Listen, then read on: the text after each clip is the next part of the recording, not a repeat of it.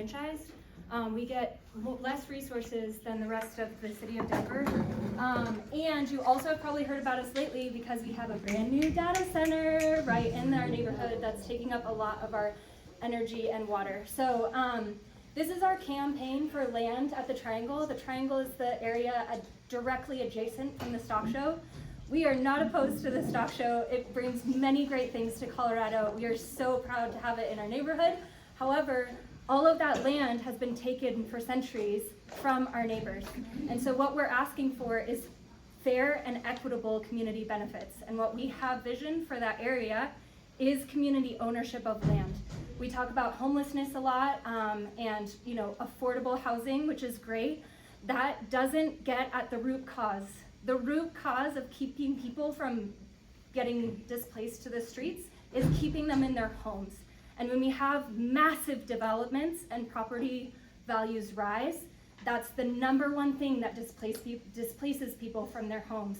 When they have a fixed income, when they've been living there for many, many years and they're on social security or disability and they don't have income that rises with inflation and with development that's going in. So I just kind of want to map through kind of some of the organizations already existing in the neighborhood. So we have the coalition, which primarily is about advocacy.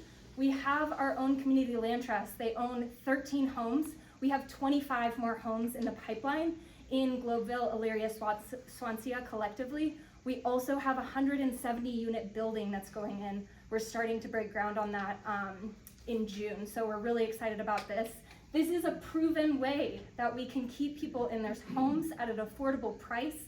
We're selling homes at a third market price, and they get to stay in that home. They can, gift it to their children, and it's one of the biggest things we can do to stabilize and make sure people are not displaced. We also have the Community Investment Fund, which basically grants out grants to the community. Right now, we're getting about $87,000 a year. That money does actually come from the stock show, but the stock show is not actually paying that money. That money is from people who go to the stock show. They are asked to round up. You buy a beer, they say, would you like to round up for the community? So we're getting about $87,000 a year, which when you talk about billions and billions of dollars, it adds up to about 0.00006% of the money that they're making annually on the stock show. So all we're asking for is fair and equitable community benefits. I believe that I love that people like Coloradans come to the stock show and want to support the community, want to round up. I believe that the stock show should also be accountable for giving back to the community for land that they have stolen. So I'm going to kind of skip through this quickly. I just want to kind of map out the area that we're talking about. This is 100 years ago. This was our neighborhood 100 years ago. This is that area of land now. It's all developed and taken from our neighborhood. This is the Coliseum. This is actually a Superfund site. So in order to develop that land, we have to figure out how to clean it up. And the city has now cut this off as part of the land that could be for community ownership. I believe it's so that they can tout the percentage of land that they give back to community. But they say it's because they don't have a plan to clean it up, which I understand, but also we gotta advocate for our community. So this is a video, but I'll send the link. I just wanna kind of highlight like what the National Western wants to see on this land.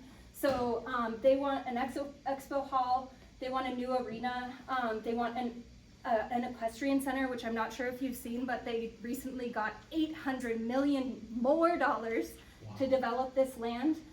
We believe that some of that percentage should be going back to our communities.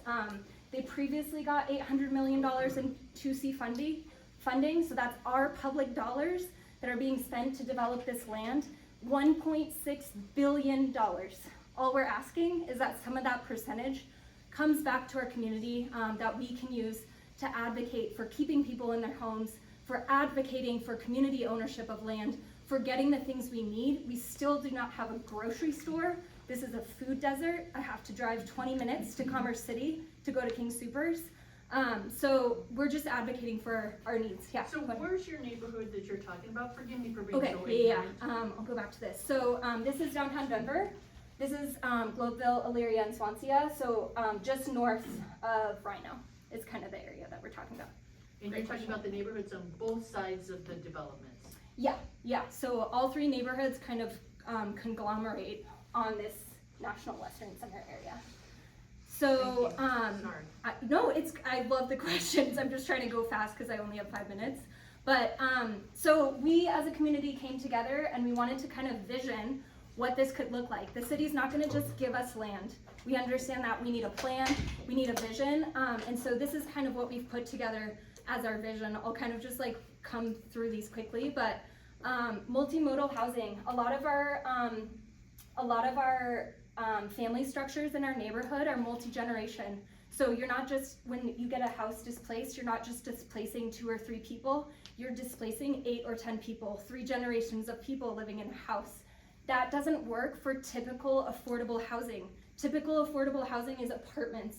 So you get a 2-bedroom apartment, you can't house your entire 8-person family in a 2-bedroom apartment. That means grandparents live separate than the parents.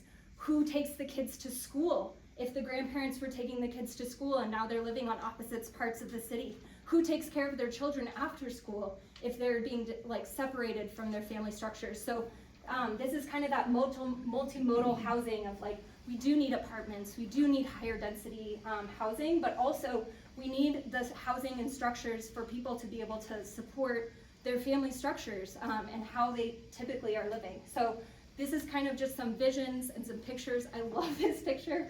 One of our neighbors just put this together of like something they would love to see developed on this land.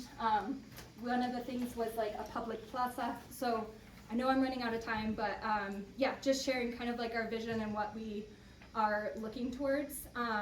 We do have a bunch of community organizations that are now partnering with us on this effort.